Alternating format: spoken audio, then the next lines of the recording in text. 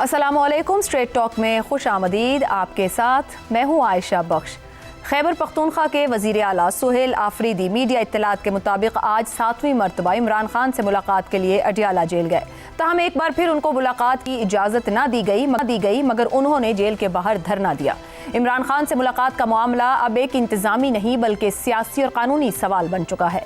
इमरान खान की बहनें और PTI के अहम रहनुमा भी कई हफ्तों से इमरान खान से मुलाकात की कोशिशें कर रहे हैं मगर बार बार इससे रोक दिया जाता है। इस्लामाबाद हाई कोर्ट के हुक्म के बावजूद वज़ीर आला खैबर पख्तूनख्वा की इमरान खान से मुलाकात नहीं करवाई गई।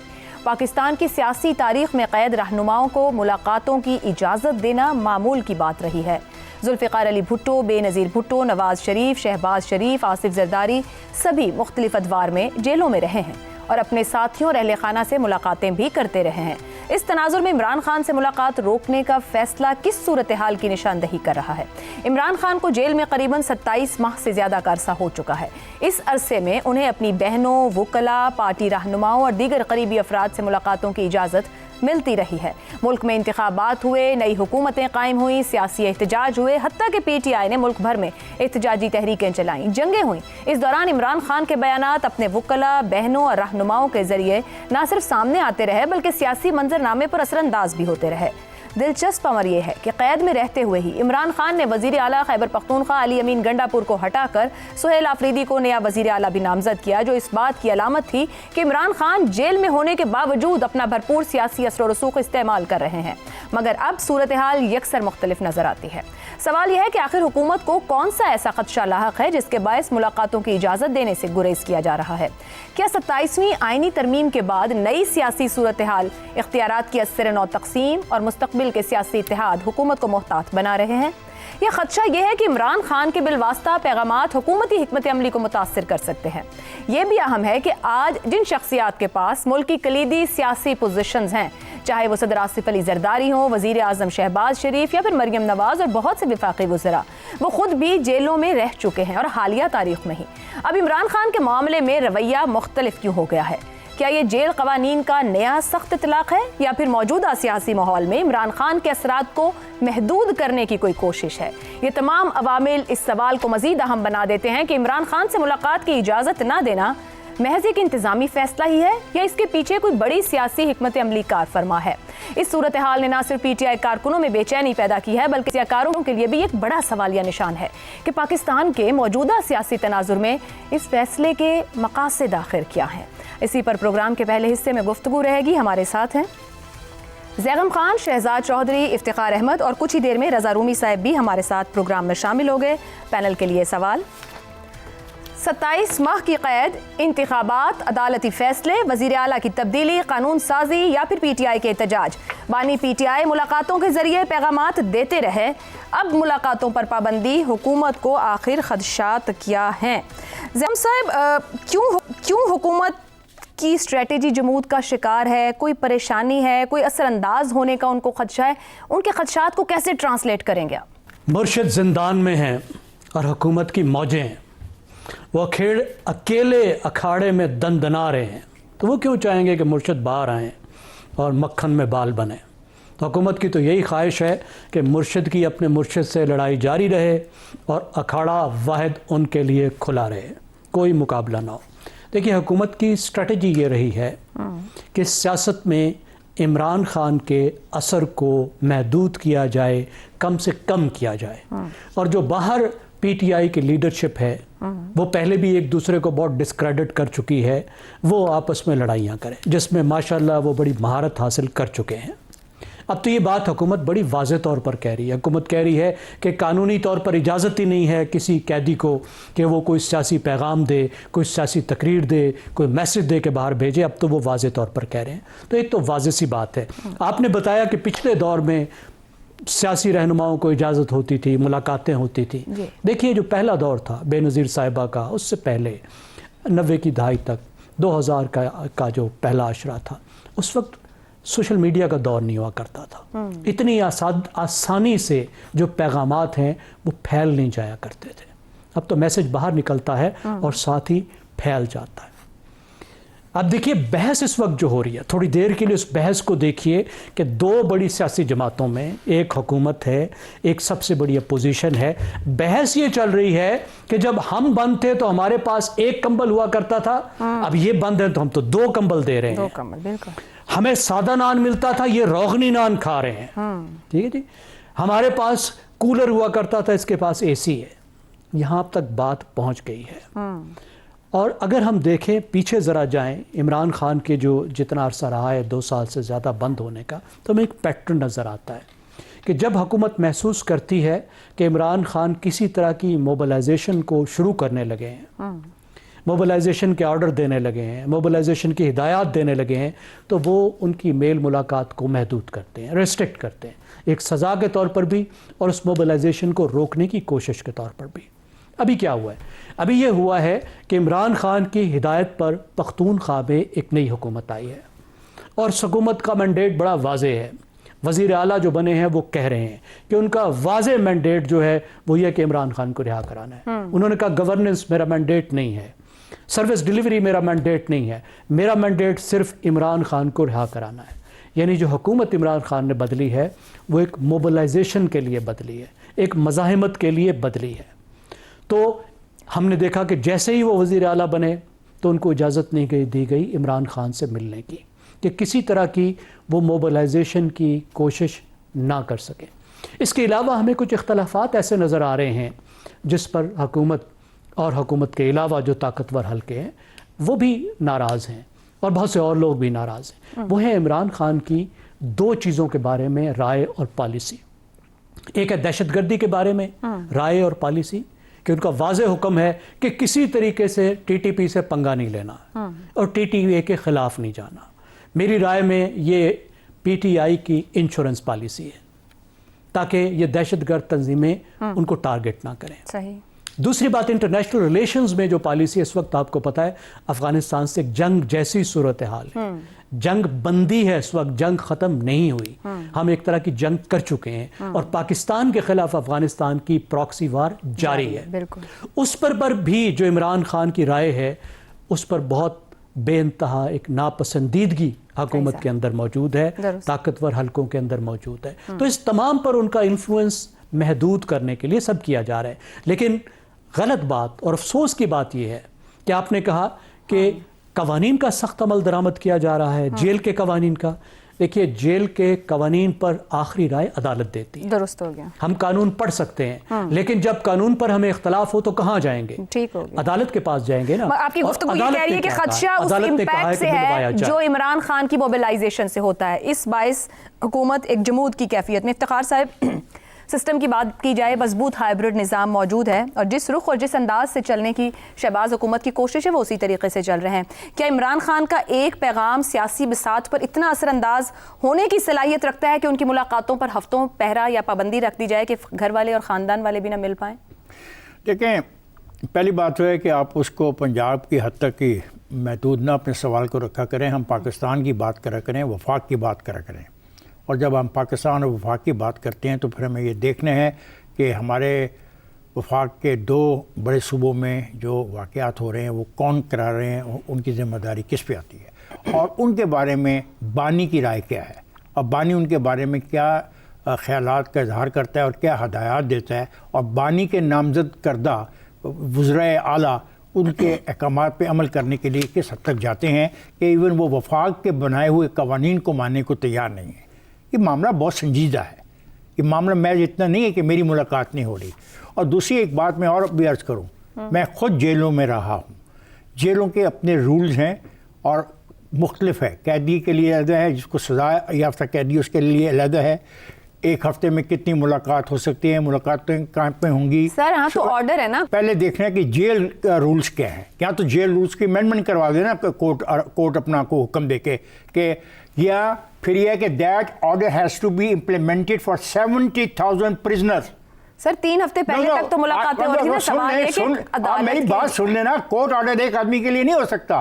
फिर इसी आईने पाकिस्तान में लिखा हुआ है कि हम सब पाकिस्तानी बराबर हैं, हमारे राइट बराबर हैं। एक कैदी के लिए तो आप कहते हैं कि 24 घंटे उसकी मुलाकातें का सिलसिला जारी रहे।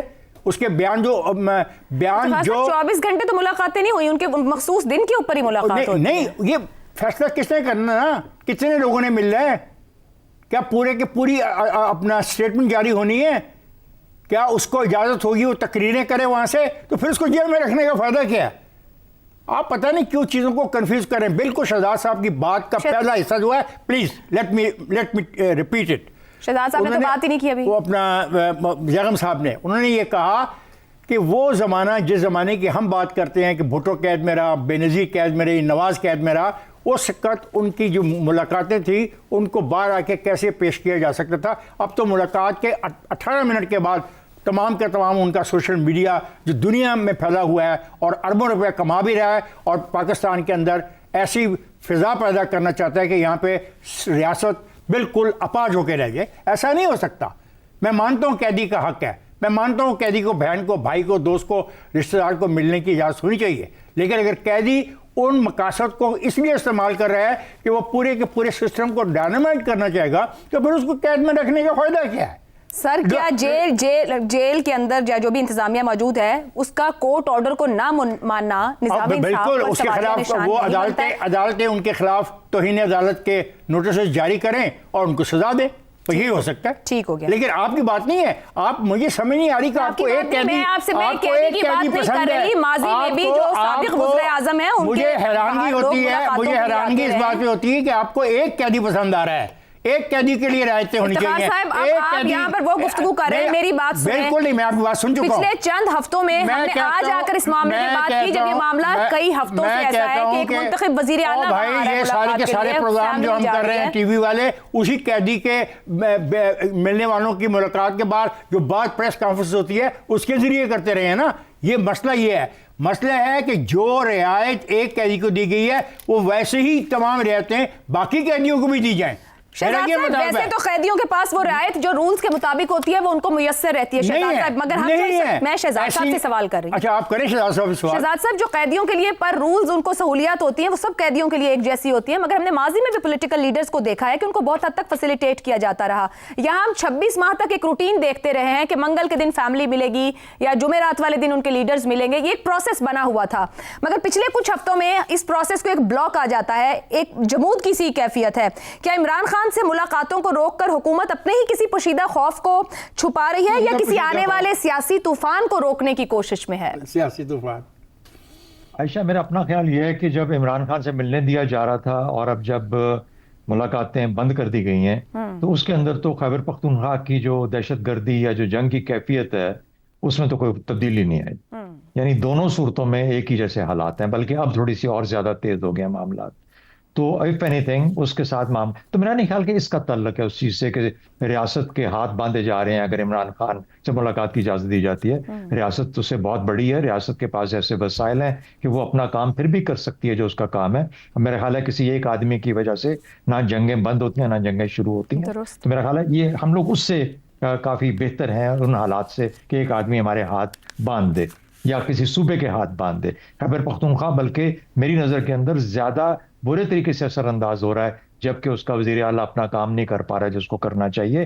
अमीन गंडापुर के ज़माने में भी यही मसला था, उसने फिर थोड़ा बहुत टाइम तब्दील आपस में बांटा, लेकिन ये तो बिल्कुल ही बेचारे जो है अभी तक मुंतज़िर हैं कि किस तरीके से अपनी गवर्नेंस के मामलात को और उस मदद को जो कि हमारे रियासती मिशन है जिसमें दहशतगर्दी का मुकाबला करना है उसकी मदद कर सके। तो मेरा ख्याल है ये बुनियादी बात है। लेकिन आपका सवाल बड़ा जो है वो जायज़ है कि हुकूमत के क्या खदशात हैं। खदशात से ज्यादा मैं समझता हूँ हुकूमत की स्ट्रेटजी क्या है कि मिलने क्यों नहीं दिया जा रहा।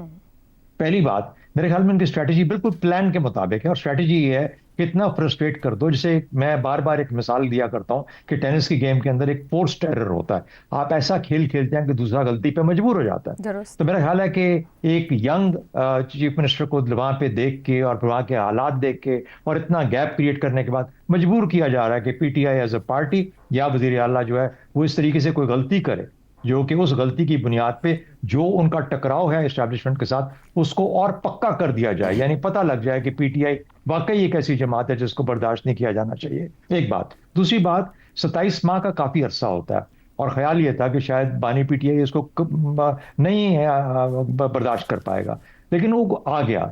लेकिन मेरा ख्याल है कि साथ ही साथ एक बड़ी क्लोजर उसके ऊपर नजर भी रखी जाती होगी कि किस नहज पे पहुंच चुके हैं अपने बर्दाश्त के सिलसिले में। शायद ये ख्याल हो कि अच्छा 4-6 माह और इसको आइसोलेशन में रखो, ना मिलने दो, तंग करो, और शायद वो कॉम्प्रोमाइज की सिचुएशन पे आ जाए, बुशरा बीबी के साथ होने की वजह से कॉम्प्रोमाइज पे आ जाए, उनकी मुलाकात ना आपस में होने देने की वजह से कॉम्प्रोमाइज पे आ जाए। और अगर ये कॉम्प्रोमाइज हो जाता है तो दूसरा रास्ता है, उसकी सियासत ना सिर्फ खत्म होती है बल्कि वो खुद कॉम्प्रोमाइज नजर आता है, उसकी शख्सियत भी कॉम्प्रोमाइज, उसकी सियासत भी कॉम्प्रोमाइज, पार्टी जो है उसका जिसे कहते हैं मेल्ट डाउन शुरू हो जाता है उस बुनियाद पे, क्योंकि उस पार्टी की सियासत इमरान खान की शख्सियत की बुनियाद पे रखी जाती है कि उसका असूल पसंदी और उसका जो तौर तरीका है उसके साथ। अच्छा, तीसरी बात जो है जो जिसको हमें नजर रखना पड़ेगा वो ये है कि ये हम किस रास्ते पे चल रहे हैं। ये तो चल रहे हैं, ये तो आज इमरान खान है, कल कोई और होगा। अब वो किस हद तक खत्म होता है ये तो आप वक्त बताएगा, हम आज इसके ऊपर कोई फैसला नहीं दे सकते। लेकिन क्या कि कल यही जो एक अदम बर्दाश्त की जो सियासत है ये एक इंतकाम की सियासत में तब्दील हो जाती है। क्या आज इंतकाम हो रहा है, या कुछ लोग कहेंगे इमरान खान ने इंतकाम लिया, कहते हैं ना पार्टी सियासत वाले, उसने इंतकाम लिया, आज ये इंतकाम ले रहे हैं, इस इंतकाम की नीयत उससे सख्त है, आने वाला इंतकाम इससे ज्यादा कितना सख्त होगा। अच्छा, एक जमाना था जब मिलिट्री स्टैब्लिशमेंट ऐसी चीजों में वक्तों में इंटरवीन कर जाया करती थी, कभी मार्शल लॉ की शक्ल में, कभी शामिल होके, मार्शल लॉ नहीं तो खुद गए आपस में मामला बोला, अच्छा एक नए इलेक्शन करवा लो, जो कि 90 की दिहाई में हुआ। ठीक, आज शायद वो कैफियत उस तरह की मौजूद नहीं है। अब इसलिए वो जो रीसेट हुआ करता था किसी जमाने में, अब वो रीसेट, इसलिए आप एक पॉलिटिकल बिल्कुल स्टैग्नेशन में आए हुए हैं, सियासी जमूद है, कुछ भी हो नहीं पा रहा। आप एक जो मर्जी कह लें, सिंगल पार्टी रूल भी नहीं आप कह सकते आज के इस निजाम को। तो इसलिए बदकिस्मती हमारी ये है कि वी आर विदाउट एनी सियासत, we are without any direction, we are without any hope. ठीक हो गया जी। रजा रूमी साहब, वज़ीर आला केपी ने मरियम बीबी को खत भी लिखा और शहजाद साहब जैसी गुफ्तगू करें, कोई भी लीडर अगर जेल में हो तो ये उस वक्त की हुकूमत के लिए भी एक बड़ा चैलेंज बन जाता है। माजी में वो भुट्टोज हों, नवाज शरीफ हों, आसिफ जरदारी हों, सब तक रसाई मुमकिन रही है, जो भी रूल्स मौजूद रहे जेल के। इमरान खान के मामले में ये गैर मामूली रुकावट क्यों है? क्या वो एक बिल्कुल ही मुख्तलिफ कैदी हैं? ये याद रखना जरूरी है कि इस वक्त इमरान खान का मुकाबला एक हाइब्रिड निज़ाम से है, और इमरान खान साहब की जो सियासत है वो उन दोनों को चैलेंज कर रही है। और यकीनन जो हुकूमती पॉलिसीज है और इस्टेब्लिशमेंट की जो पॉलिसीज है वो उनका बराह रास्त सबसे बड़ा एक चैलेंज है इमरान खान की सियासत, उनकी पार्टी और उनका जेल में होना।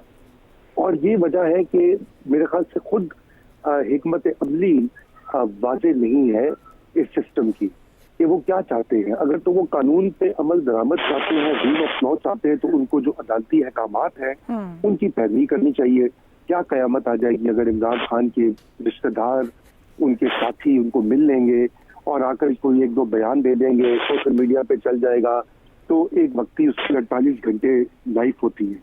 जब भी कोई सख्त ट्वीट आता है उनके अकाउंट से जिसकी बड़ी खोज लगाई जा रही है कि वो इमरान खान का अकाउंट कहाँ से चलता है, किस मुल्क से चलता है, कौन चलाता है, वगैरह वगैरह, और उसके बाद आप देखते हैं कि फिर एक नया सिलसिला स्टार्ट होता है। आपको याद होगा कि ये जो अभी हालिया सख्तियां की गई हैं, इससे कबल बहुत उनके सख्त ट्वीट आए हुकूमत वक्त और एस्टैब्लिशमेंट के खिलाफ, नाम लेकर बिल्कुल अनप्रेसिडेंटेड किस्म की गुफ्तगू वहां से हुई नशर। ये मेरे ख्याल से एक वक्ती रिस्पॉन्स भी है, उनको दिखाया जा रहा है कि अगर आप इस तरह की बात करेंगे तो हम ये कर सकते हैं, हमारे पास रियासत की ताकत है। दुरुस्त। यही आलम सुहेल अफरीदी का भी है, उनको भी नहीं मिलने दिया जा रहा क्योंकि उनके भी बयानात जो है आप सबके इल्म में है कि किस कदर सख्त बयानात थे, और उनको भी ये मैसेज दिया जा रहा है कि आप जो मर्जी कर लें, हम आपको नहीं मिलने देंगे जब तक आप अपनी कोर्स करेक्शन नहीं करेंगे या आप गंडापुर 2.0 नहीं बनेंगे। ये बात है, सादी सी बात है, कोर्स करेक्शन की बात कर रहे हैं। रजा रूमी साहब, देखना होगा कि इमरान खान की चैलेंजिंग सियासत क्या सियासी जमूद के शिकार माहौल में कोई तब्दीली, या फिर फिलहाल सियासत सियासी जमूद का शिकार ही रहेगी। ब्रेक लेते हैं, ब्रेक से वापस आएंगे तो एक बड़े अहम मामले पर बात करेंगे। एयरपोर्ट्स पर बढ़ती हुई ऑफलोडिंग, उसकी शिकायत क्या जेन्युइन केसेस हैं या सिक्योरिटी के मामलात हैं? दरअसल हो क्या रहा है, इस ब्रेक के बाद। प्रोग्राम में एक बार फिर खुशामदीद। मुल्क के मुख्तलिफ एयरपोर्ट्स पर गुज़िश्ता चंद माह से मुसाफिरों को ऑफलोड किए जाने के बढ़ते हुए वाक़यात ने न सिर्फ पाकिस्तानी शहरियों की नक़्ल व हरकत को मुश्किल बना दिया है बल्कि इमिग्रेशन के पूरे निज़ाम की शफाफियत, पेशा वराना सलाहियत और इख्तियारात के इस्तेमाल पर संगीन सवालात खड़े कर दिए हैं। इत्तलात के मुताबिक सूरत हाल ये है कि वो मुसाफिर भी बोर्डिंग कार्ड मिलने के बाद अचानक रोक दिए जाते हैं जो मुकम्मल visa, return ticket, hotel booking और कानूनी दस्तावेजात रखते हैं। ख़ास तौर पर खलीजी ममालिक जाने वाले मजदूर, वर्क वीज़ा रखने वाले नौजवान और रोज़गार की तलाश में सफ़र करने वाले शहरी गैर मुतवक्के रोक टोक का सबसे ज़्यादा निशाना बन रहे हैं। सिर्फ कराची एयरपोर्ट से 10 माह में 8,000 मुसाफिर ऑफलोड किए गए हैं। FIA के मुताबिक ऑफलोडिंग किसी इम्तियाज़ या ज़ाती राय की बुनियाद पर नहीं की जाती बल्कि इंसानी स्मगलिंग, जाली वीज़ा, गैर कानूनी भर्ती एजेंटों और मुश्तबा सफरी दस्तावेजात के खतरात के बायस इमिग्रेशन चेक को सख्त बनाना ज़रूरी है। अगर कोई मुसाफिर अपनी सफरी गर्ज को वाज़ेह तौर पर साबित ना कर सके या उसकी दस्तावेजात में मामूली भी ताज़ाद हो तो मुस्तकबिल में मुमकिना नुकसान या गैर कानूनी सरगर्मियों से बचने के लिए उसे रोकना ज़रूरी है। दूसरी जानिब मुतासिरा मुसाफिर, ट्रेवल एजेंट्स और बैरून मुल्क मजदूरी करने वाले शहरी ये मौक़िफ़ रखते हैं कि मौजूदा सख्ती कानून से ज़्यादा इख्तियारात के बेजा इस्तेमाल की अलामत बनती जा रही है। मुतासिरीन के मुताबिक ऑफलोडिंग के फैसले शफाफ नहीं, एक ही दस्तावेज़ एक मुसाफिर के लिए काबिल कबूल और दूसरे के लिए नाकाफ़ी करार कर दी जाती है और बाज़ औक़ात ऐसे कागजात भी मांगे जाते हैं जिनका वीज़ा पॉलिसी से कोई ताल्लुक़ नहीं। स्टूडेंट्स, गरीब मेहनत कश जो लाखों रुपए खर्च करके वीज़ा और टिकट लेते हैं, अगर मुकम्मल कानूनी कार्रवाई के बावजूद रोक दिया जाए तो ये सिर्फ फ़र्द नहीं बल्कि पूरे ख़ानदान के माशी मुस्तक़बिल पर सवालिया निशान है। इंसानी स्मगलिंग रोकना रियासत की नागुज़ीर तरजीह है, मगर इसके साथ ये भी हकीकत है कि कानूनी तौर पर क्लियर मुसाफिर का बिला जवाज़ ऑफलोड होना किसी भी निज़ाम के वक़ार, शफाफियत और एतमाद को कमज़ोर करता है। FIA के लिए ज़रूरी है कि क़वायद वाज़ेह, फ़ैसले यकसां और जाँच का तरीक़ा शफाफ हो, जबकि मुसाफिरों को भी मुकम्मल, दुरुस्त और काबिल तस्दीक सफरी दस्तावेज़ात के बगैर सफ़र की कोशिश नहीं करनी चाहिए। मौसर इमिग्रेशन वो है जो ना इख्तियार को कमज़ोर करे और ना शहरी के हक़ सफ़र को गैर यकीनी बनाए। असल इम्तिहान भी यही है कि तहफ़्फ़ुज़ और सहूलत दोनों एक साथ मुमकिन बनाए जाएँ, मगर क्या ऐसा हो पा रहा है? इसी पर गुफ्तगू करेंगे। पैनल के लिए सवाल। एयरपोर्ट्स पर बढ़ती हुई ऑफलोडिंग की शिकायत, सिक्योरिटी की ज़रूरत या निज़ाम की शफाफियत पर सवालिया निशान। शहजाद चौधरी साहब यहाँ मुसाफिर कह रहे हैं कि इख्तियारात का बेजा इस्तेमाल हो रहा है, मगर FIA कह रही है कि वो सख्ती इंसानी स्मगलिंग और जाली दस्तावेजात रोकने के लिए ये ज़रूरी हैं। और ऐसे बहुत से मामलात यहाँ से बाहर जाने वालों के यहाँ रिपोर्ट हुए हैं जिन पर बतौर पाकिस्तानी शर्मिंदगी भी होती है। मगर क्या हमारा जो निज़ाम है ये इतना इक्विप्ड है कि इतनी तेज़ी से जाँच करके गैर ज़रूरी तौर पर एक्शन ना ले जो किसी का नुकसान करे? आयशा, ये वही FIA है ना जिसने रिसेंटली, ये भी कुछ चंद माह पहले, मेरा ख्याल है इसी साल में, एक कराची का जो क्रिप्टो का कोई लड़का था जो बहुत क्रिप्टो के अंदर वो अपना अकाउंट्स करता था, उसको 4 आदमियों ने अगवा किया और उसका पता लगा तो ले गए अपने दफ्तर में और वहां पे जाके उन्होंने उससे जितने अकाउंट से पैसे थे वो अपने अकाउंट्स के अंदर ट्रांसफर करा लिए। ये वही FIA है जिसने के चंद ही शायद दिन पहले या कुछ हफ्ते 1-2 पहले एक एंकर हैं किसी चैनल के, उनको वापसी पे रोक लिया और कहा कि आप कोई इजाज़त नहीं है अंदर आने की, या हम आपके बारे में तफ्तीश करना चाहते हैं। वो अच्छी खासे चैनल के एक एंकर हैं जिनको इसमें से गुजरना पड़ा। तो FIA में भी इंसान बैठे हैं और बदकिस्मती हमारी ये है कि जो अहलियत हम तवक्को करते हैं वो नहीं होती लोगों के अंदर।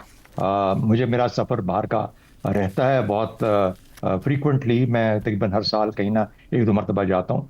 तो एक अब ज़रा ज़्यादा चेकिंग स्टार्ट हो गया, मुझे भी अब पूछा जाता है कि आप क्यों जा रहे हैं। तो मैंने कहा भाई मैं तो अब 73 साल की उम्र के अंदर अगर आपको खतरा नज़र आता हूँ तो शुक्र करो मैं जा रहा हूँ, मतलब वापस आऊँगा तो रोक लेना। तो बहरहाल कहने का मतलब यह है कि कुछ छोटा नंबर नहीं है ये जो उनको उतारा जाता है खतरे और सिक्योरिटी के मामले। 6,15,000 लोग उनको रोका, ये जो गए हैं, जो चले गए हैं इस साल के अंदर 6,15,000। तो आप अंदाजा लगाइए कि 6,15,000 को, और जो रोके जा रहे हैं, ना रोके जाते तो उनके अंदर कितना नंबर ऐड होता। बदकिस्मती से पिछले 2-3 साल के अंदर एक सेंसिटिविटी आ गई है कि जो लोग मुल्क छोड़ के जा रहे हैं ये क्यों छोड़ के जा रहे हैं, उससे एक इमेज खराब होता है पाकिस्तान का। और शायद ये भी इसमें भी हकीकत है कि जिस किस्म के लोग जाते हैं उसके अंदर कुछ ऐसे लोग भी चले जाते हैं जिनको नहीं जाना चाहिए, जिनके पास शायद कागजात पूरे नहीं होते, फिर वहां जाके मामलात और खराब करते हैं, पाकिस्तान का नाम खराब करते हैं। तो ये भी एक हकीकत है जिसका आपने जिक्र किया। बड़ा सवाल यह है कि लोग हिजरत क्यों करते हैं। हिजरत की क्या अहमियत है हमारे अपने इस्लामी तारीख के अंदर, सही। और उसके बाद हिजरत क्यों की जाती है, किस लिए की, जिसके लिए की जाती है, सबको पता है। और दुनिया भर में, सिर्फ इस्लाम की बात नहीं है, दुनिया भर में हिजरत के बहुत सारी मिसालें हैं जहाँ पर कई नई कौमें बनी। और सबसे बड़ा मसला, किसी किस्म की तकलीफ और उस तकलीफ की फिर शिद्दत जब महसूस की जाती है तो लोग वो जगह छोड़ के मूव आउट कर जाते हैं। इकोनॉमी स्टेबिलिटी नहीं है, उम्मीद नहीं है, कोई लीडरशिप का कोई ऐसा कोई अंसर नजर नहीं आता जो उनको उम्मीद दिला सके। सही। एक वक्त था कर्ज उतारो मुल्क संवारो के ऊपर लोग अपना हर चीज लुटा दिया करते थे ठीक। इस मुल्क की खातिर। अच्छा, फिर उसके बाद एक सियासी अमल था, जो सियासी अमल में कनेक्टिविटी, जो उनका कनेक्शन था लोगों अपनी लीडरशिप के साथ, वो एक उम्मीद कायम रखता था कि ये हमारा लीडर आएगा तो हमारे लिए बेहतरी करेगा। सही। जहां आप सियासी अमल को मुकम्मल तौर पर रोक दें किसी मुल्क के अंदर, किसी मुआशरे के अंदर, तो फिर लोगों का क्या ताल्लुक रह जाता है किसी, और कोई उम्मीद क्या रह जाती है किसी के साथ। तो मेरा अपना ख्याल ये है कि हमें ये जांचना चाहिए कि लोग छोड़ के क्यों जा रहे हैं, उस तरफ करें बजाय लोगों के रोकने के। हो सकता है कि तकलीफ के हाथों अपने बच्चों के मुस्तकबिल के लिए, अपने मुस्तकबिल लोग जाते हो, और जाना जहां पे जाते हैं, फिर अल्लाह ताला अगर उनके लिए बेहतर रिस्क मुहैया करता है तो उनको रोकना नहीं चाहिए, लेकिन अपने मुल्क के हालात बेहतर करें ताकि लोग छोड़ के ना जाए। रजा रूमी साहब, ये जो सिस्टम के ऊपर बार बार सवाल और शिकायत होती है, क्या ये समझते हैं कि जो ऑफलोडिंग के इतने ज्यादा नंबर हैं, वैसे अगर देखा जाए तो एक बरतानिया से भी रिपोर्ट आई है कि उनके इमिग्रेशन कवानीन की खामियों का सबसे ज्यादा पाकिस्तान ने फायदा उठाया। सऊदी अरब को देखें, यूएई को देखें, वहां से भी हमें पाकिस्तानियों को लेकर बेतहाशा शिकायत हैं। आपके ख्याल में इंसानी स्मगलिंग के नेटवर्क तक जो पहुंचने का दबाव है, उस बायस ये दबाव मुसाफिरों पर मुंतकिल हो रहा है, या इदारे जो हैं वो प्रॉपर ट्रेंड नहीं है इस सिचुएशन से निपटने के लिए? जी बिल्कुल ऐसा ही है, और ये पाकिस्तान में इंसानी स्मगलिंग का जो मसला है वो उसके ऊपर एक सीरियस एफर्ट की जा रही है कि उस तरह के लोग जो कि जाली वीज़े या उस तरह के डॉक्यूमेंट्स पे सफ़र करें जो कि फिर बाद में काबिल कबूल ना हो, या उससे फिर पाकिस्तान के ऊपर हर्फ आए या पाकिस्तान को उसकी शिकायत की जाए, उसका अजाला किया जाए। और ये बिल्कुल एक ऐसा अमल है कि जो होना चाहिए। हमें इस चीज़ का इदराक है कि लोग बहुत से, ख़ुसूसन नौजवान लोग यहाँ से जाना चाहते हैं और जा भी रहे हैं। पिछले कई सालों के आदादो शुमार देख लीजिए, लेकिन उसका ये मतलब नहीं कि रियासत या मुल्क इस चीज़ की इजाज़त दे दे कि आप 2 नंबर कागजात के साथ मुल्क को बदनाम करें। लेकिन ये तो एक पहलू है।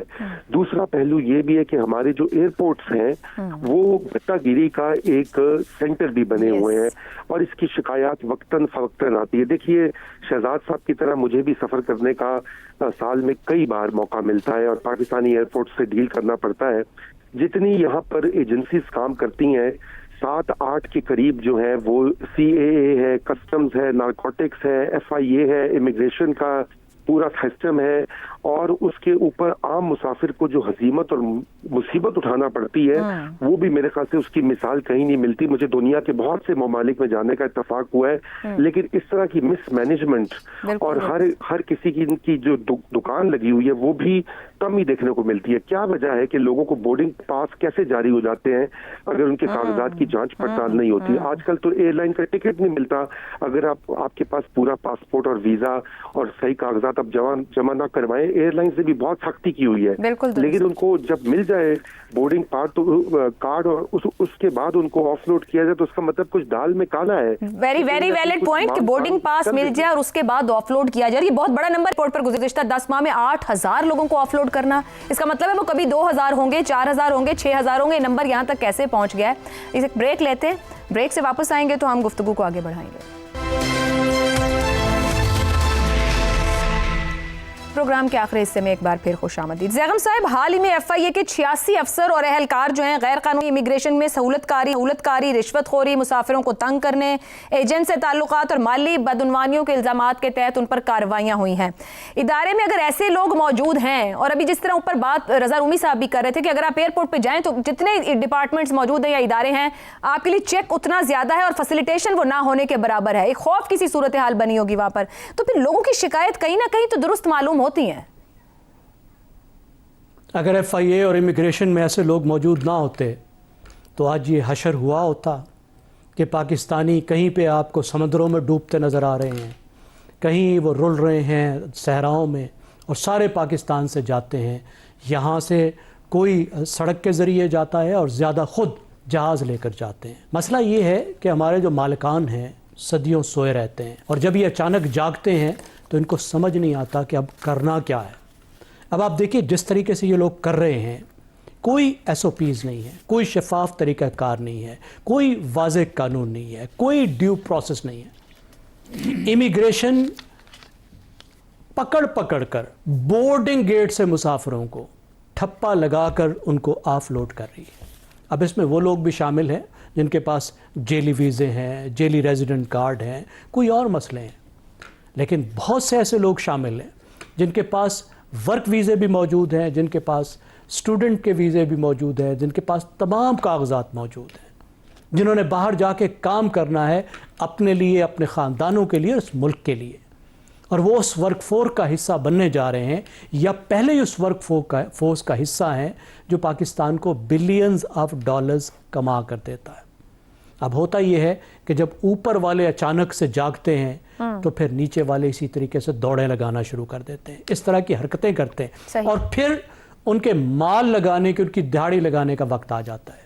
इस बहाने से वो सबको तंग करते हैं, जायज़ लोगों को तंग करते हैं, और फिर जायज़ लोगों को भेजने के, बोर्ड कराने के, फिर उसको पैसे लेते हैं। आप देखिए कितनी शिकायत आपके सामने आ रही है, आप सोशल मीडिया पे जाकर देखिए कितने लोग ये कह रहे हैं। तो सफ़र का जो बुनियादी हक पाकिस्तान का आईन देता है, जो आर्टिकल 15 में लिखा है, किसी वाज़े वजह के बगैर आप किसी शहरी को रोक नहीं सकते, बगैर वाज़े वजह के नहीं रोक सकते। बिल्कुल दुरुस्त है अगम साहब। इफ्तिखार साहब, क्या इमिग्रेशन एहलकार जदीद टेक्नोलॉजी के साथ वीज़ा पॉलिसी, स्क्रीनिंग के तकाजे कि दुनिया जहान में किस तरीके से सफ़र को सहूलत बनाया जा रहा है, सफ़र को अंग्रेज़ी वाला सफ़र या सफ़रिंग नहीं बनाया जा रहा, क्या अपडेटेड हैं, ट्रेंड हैं अब? Absolutely no. कोई SOP का जो सवाल रेज़ किया जाएगा हमने, ठीक है, बताएं जिन लोगों को 8,000 लोगों को रोका है, वजह बताएं। एक एयरपोर्ट से, हाँ वजह बताएं ना वो एयरपोर्ट। मेरा सवाल है उस एयरपोर्ट के चलाने वालों से कि उन 8,000 लोगों ने जो वायलेशन की है उसको आवाम से शेयर करें। हर चीज़ आप आवाम से छुपाते हैं, आवाम को पता ही लगता कि आप जो इक़दाम उठा रहे हैं उसकी बुनियाद क्या है। मैं कोई ऐसा बड़ा मुतालबा नहीं कर रहा, आप एक रोज़ हैंड आउट जारी कर दिया करें कि A को इसलिए रोका गया, B को इसलिए रोका गया। और जहाँ तक रही इंसानी स्मगलिंग की बात, जितना माल इंसानी स्मगलिंग के हवाले से ये अदारा कमाता है और कमा रहा है, इसको सबूत देखने के लिए तशरीफ़ लाएं और देखें कि मुकदमात कहाँ पड़े हैं। जो काम करने वाला है वो करते नहीं हैं। ये हमारे दोस्त कह रहे हैं कि लोग जाते हैं किश्तियों में बैठ के, तो किश्तियों तक वो पहुँचते कैसे हैं? कहीं ना कहीं से तो ट्रैवल करके जाते हैं। वो पूरा सिस्टम बना हुआ है, रास्ते बने हुए हैं, वो बना हुआ है। तो वहाँ पे सबको, उनको नहीं पता कि 25-25 लाख से लेके 80-80 लाख रुपया दे के हमारे देहातों के रहने वाले नौजवान जा रहे हैं। अगर नहीं इनको समझ आ रही है तो फिर क्या कहा जाए? सवाल है, सिस्टम कोलैप्स कर गया है। ये हर सिस्टम के अंदर धांधली है। आवाम को ये कॉन्फिडेंस में लेने को तैयार नहीं है। मैं मुतालबा करता हूँ I don't know who is the minister of FIA कि ये जो वज़ीर दाखिला जो भी है, इन 8,000 लोगों के बारे में आप एक नोटिफिकेशन जारी करें कि किन वजूहात की बिना पे आपने इनको डिपोर्ट किया है, क्यों इनको वापस जारी किया है कार्ड, और फिर कार्ड पर ठप्पा लगा के जब वो जा रहे थे जहाज़ पर चढ़ने के लिए आपने उनको कैसे रोका है? मतलब यू आर आंसरेबल। ये इतनी है कि आपका महकमा को ज़ाती महकमा है, आप जवाब दे हैं लोगों को, और आप ये जो कुछ कर रहे हैं और फिर इसके बाद फिर जो कहानियां बनती हैं तो फिर वो हमको सुननी पड़ती हैं, क्योंकि आपकी हरकत ही ऐसी हैं कि आप सब कुछ करने के बाद 8,000 लोगों को रोक लें। एक शहर की बात कर रहे हैं, कराची की, बिल्कुल। तो आप इसका जवाब दें। तो अपनी गुफ्तगू को डिप्टी डायरेक्टर इमिग्रेशन के इस बयान के साथ ही कि गुज़िश्ता 10 माह में हजारों लोग ऑफलोड, हजारों तक नंबर पहुंचा क्यों और कैसे, ये बड़ा अहम सवाल है। इस पे जरूरत है बताएं कि वजह भी तो बता देना। यही सवाल रखा जा रहा है कि अपने इदारे के अंदर देखें कि लोग ये रास्ते इख्तियार क्यों करके वहां तक पहुंच रहे हैं। प्रोग्राम से इतना ही, इजाजत दीजिए, अल्लाह हाफ़िज़।